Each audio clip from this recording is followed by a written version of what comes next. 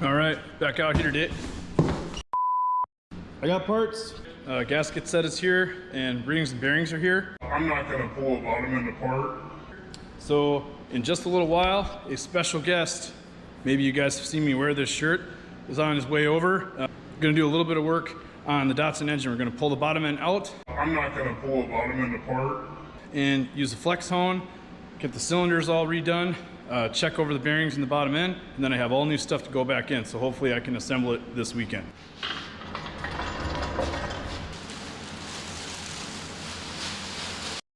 All right, I'm gonna start by pulling off the oil pan. It's just held on by a couple of bolts so we can get it out of the way. Then we're going to pull the bottom end apart. I'm not gonna pull a bottom end apart. There she is. KA Motors, it looks like they have a crank girdle. So for those of you who don't know what a crank girdle is, I'm gonna attempt to explain it. At least with my experience with small block Chevys, other engines I've taken apart like the AMC, the main caps, which are the bearing caps that hold the crankshaft into the block, those are a 2-bolt, or in some cases with Chevys 4 bolts, and an LS 6-bolt, but they're independent, so it's 5 caps that hold down each part of the crankshaft. In this configuration, all of the caps are all one piece, and there's reinforcement material among the caps. So this whole crank girdle comes out as one piece, and that's what holds the crank into the block. I'll show you a little bit more once we pull it out. I think D-Series Hondas also have a crank girdle. I don't know about B-Series, I haven't had one of those apart. Same sort of loosening sequence. We're gonna start on the outside, work our way in, but we're not gonna start with the crank. Whoops. We're gonna undo the rod bearing caps first, hook the pistons out the top, mark them, and then we'll take the crank out. All right, I'm gonna start by rotating the crank so that I can take out piston number 1 first. So just gonna spin the bottom end over until the number 1 rod bearing, or the number 1 rod cap is exposed. So I'll grab a socket with whatever size this is, I'll tell you in a minute. We'll crack this off and then very carefully push the piston out the top of the engine. So the winner is 14 millimeter for rod bolts on a KA.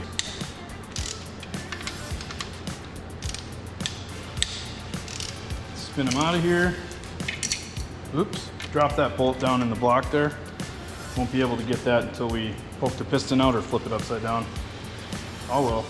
Now, very lightly, I'm gonna tap right on the stud here with a soft face hammer. And if you are nervous about mushrooming the threads over by pounding on this with a hammer, you can thread the nut back on until the nut is flush or a little bit above, or whatever, the stud, or bolt I mean, I'm sorry, so that you don't mushroom those threads. What a softie. Put your hammer on your hammer holder. Just need to crack that nut. So now, our rod bearing cap, number 1, should come off. And what I'm gonna do is take a photo of this so that I make sure that I have this in the right orientation when I drop it back on. It may not be necessary, but I'm gonna take some photos just because I've never had one of these engines apart. The bearing cap, the rod bearing cap is loose. I'm gonna pull that out of the way. So here, that is the rod bearing, at least 1/2 of the rod bearing, and it is stuck in there, isn't it? Darn it. There we go. So that is 1/2 of the assembly. So this is the cap, this is the bearing that slides in there. Bearings are usually made of a softer material than the crank journal, which is this surface right here, the machine surface, so that if there is any wear, or if anything does get in from the oiling system in between the bearing and the journal, it will embed in the bearing and stay off of the journal so it doesn't score it up and then eventually trash the engine. So I am seeing a little bit of evidence here of bearing wear on here. These don't look very grooved up. They are discolored. You guys can probably see that. I don't know the mileage of this engine. I think before, or maybe when we're reassembling it, we'll clean the journals up really good and check bearing clearance with plastic gauge just to verify that we're still in spec and we don't need machining. So the crank journals look fine to me, just a little bit discolored, but yeah, we do have some wear on the rod bearing. Okay, my next little tidbit, and you guys have probably seen this everywhere, but cut 2 little pieces of rubber hose, slip those over the rod studs so that they don't nick up, or they don't nick up the crank, or so that they don't score up the cylinder wall as you're pushing the piston out. So now we're just gonna carefully push this thing out the top. And all we're trying to do here is just get past the crank without damaging it. If you look here, maybe you'll be able to see that. I don't know if I can get too close with this camera. The rubber hose is actually up against the crank journal right now. So that's keeping those rods off, or the rod studs off of the crank. So now all I'm doing is just pushing it past the crank. And with these engines, you must be able to just push these almost all the way out by hand, huh? And then just carefully slide it out. And, oops, other than the upper part of the rod bearing there. So there is the #1 piston. Looking a little bit closer at these bearings, there's clearly evidence that these are worn. So I don't know if something went through. There's a little bit of discoloration in this bearing. I don't know if that's just material being removed or if that is a little bit of heat. Either way, this bearing has touched that crank or started to, or some stuff got through there. So it's probably good that we're pulling this all apart and looking at it.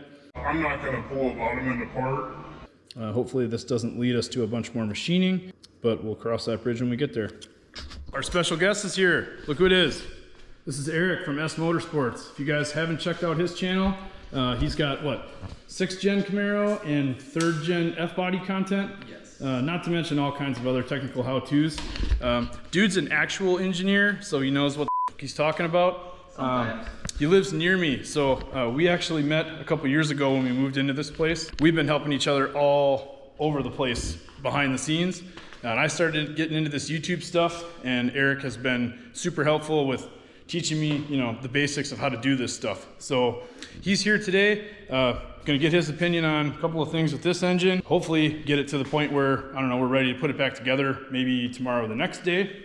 But Eric, why don't you just explain a little bit, like your channel, kind of the stuff you do? Yeah, well, like you said, I got 6th gen Camaro content, a 2018 Camaro SS 1LE. So I do a lot of tuning on there. You know, I have a bunch of how-to videos on installing some aftermarket goodies on that. Got my 85 Trans Am, which I've had on the channel. 3rd gen mullet power? Yeah, I still need to do a video of that because I might have a mullet hiding somewhere. Quick anecdote, Eric actually wears a mullet while he drives that car, and it's epic. I need to do like a reaction video because it's pretty awesome.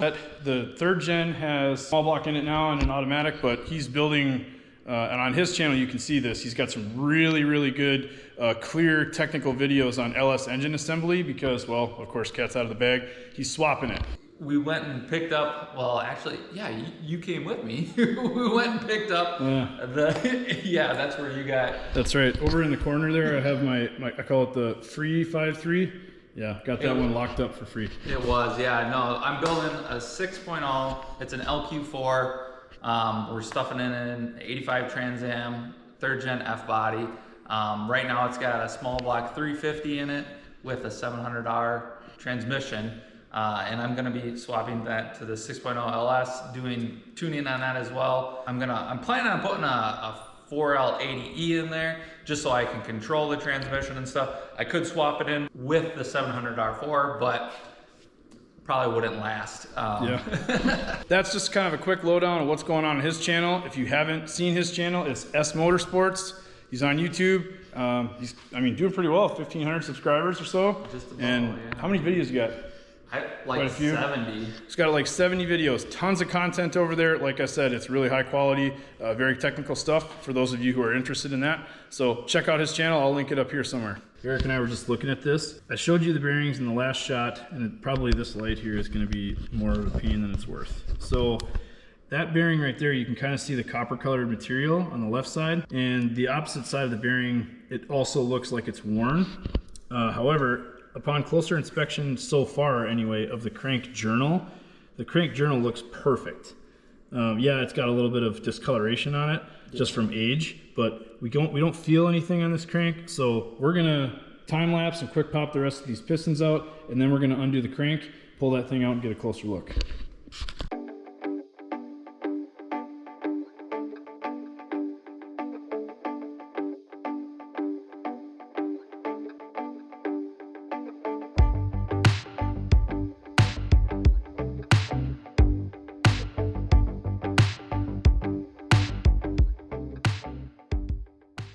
Pistons and rods are out of here. We're just going to loosen the crank girdle.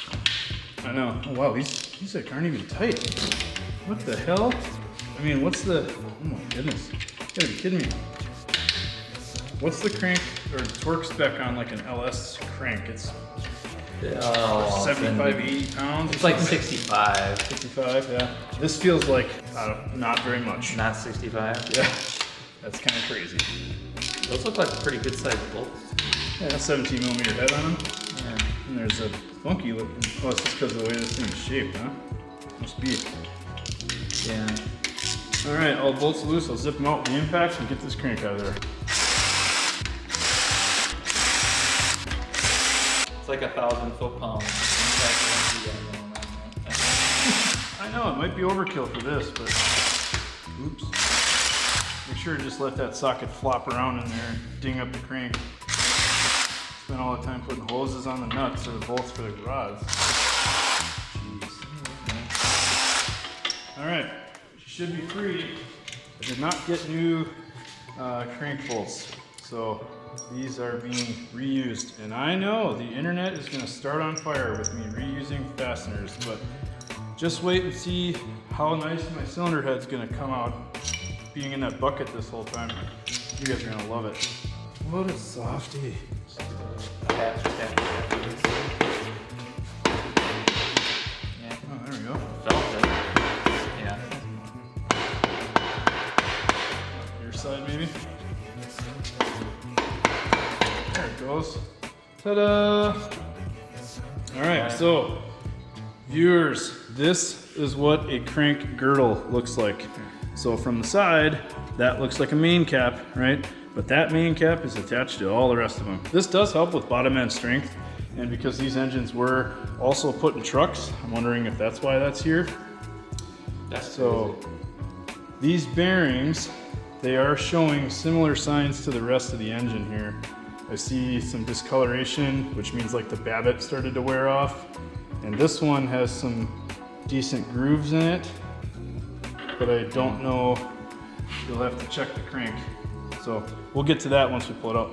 Oh, you know what though? You know what I did not realize is how, What? okay, so all you KA people out there are probably laughing your asses off. Oh. We have to get the rear main seal housing out of here. So I think that's, and believe me, I plan on doing the rear main seal.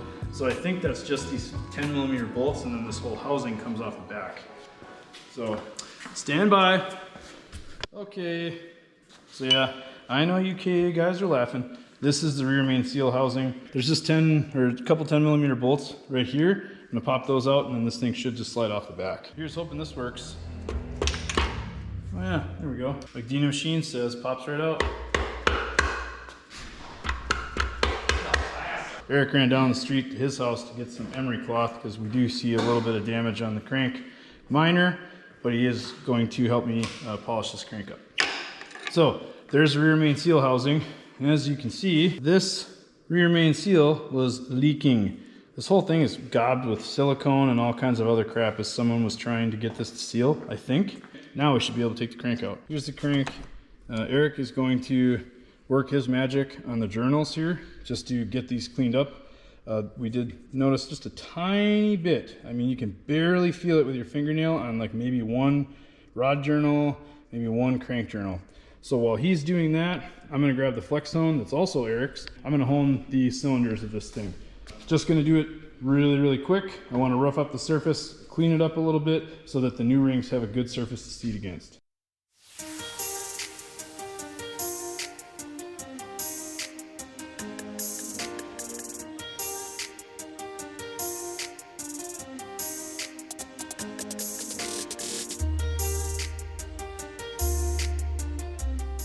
After honing all the cylinders with the dingle ball down there, admittedly, they look better, not perfect. This engine does have down in the bores a little bit of rust, probably from sitting, but it's way down in the bore. I don't know if it's going to affect this thing that much or not. Personally, I think I'm going to run it the way it is. I don't feel like sending this out to the machine shop and having everything machined and all perfect and spending all that money. I am going to put it back together. So if you want to know if honing your engine at home with the wrong hone and the wrong oil and probably too many times. If you want to know how that's going to turn out, stay tuned, because I'm going to put this thing back together and bolt the turbo to it, and I'm going to boost the crap out of it. I'm kidding. I'll boost it like 10 pounds, right? But you will see whether these bores are going to hold up with the same pistons, new rings, and new bearings. So stay tuned. I'm going to get this thing cleaned up. Eric's almost done with the crank. And okay, he's working on the crank. As soon as the crank is ready, we'll probably drop it back in the block with the new bearings and then check clearances. Just in case people want to know, I have been asked this before to explain a little bit and not just skip over stuff. So really quick, honing at home. There's two main methods, at least that I'm aware of. One is the stone hone, or the three stone flexible hone you can rent from O'Reilly for free. The other one, and the more preferred one for me anyway, is the dingle ball hone. So this is a tool that's made by, I think it's Brush Research is the company. They make them in all different sizes. They make them in all different grits. The basics is you soak the tool in oil, you put a bunch of oil in the cylinder, you get the tool spinning, and then you shove the tool into the bore and you go up and down. You do that, I don't know, I think I went 20 passes on each cylinder bore, and then you clean it out and you check for a good crosshatch pattern on the cylinder wall. What you're aiming for is like 45 degrees for the crosshatch pattern to look like that. Once you're done honing, clean the cylinders out, obviously clean the block, get all that grit out of there because you don't want that in your oiling system. And then at this point, you're ready to go if you're not doing any machine work, which I'm not. So that's the basics of what I did there. Just wanted to show that process or explain it. Viewers, okay, we're back. So I just time-lapsed honing the block, and in the background you may have seen Eric polishing the crank. So here's the crank. And man, does it look good. There may or may not be one journal or two that is less than perfect, but I'm not gonna get close enough to show you that, so we can all pretend that this is perfect. The rest of it's blown apart here, block over here, we got it flipped upside down. I honed all the cylinders, you saw that. So this thing is maybe what, I don't know, 20-30 minutes of cleaning away from being able to set the crank in here, check the clearances, maybe assemble the bottom end, maybe put some piston rings on. Anyway, so we'll pick up when I'm ready to do that. Okay, that's where I'm gonna end the video this week. This video was getting just a little bit long. After everything I shot, I have way too much footage to make a short, easy to watch video. Didn't want to bore you guys with 45 minutes or so of engine assembly. What I'm gonna do over the next few weeks is there'll be a video on the engine, and then there'll be a video on finishing bodywork, wet sanding, cleaning up the interior, etc. And I'll bounce back and forth. That way I don't put you guys to sleep. For all of you watching, thank you so much. Please remember to like, comment, share, subscribe. Having a ton of fun with this, so we'll see you in the next one.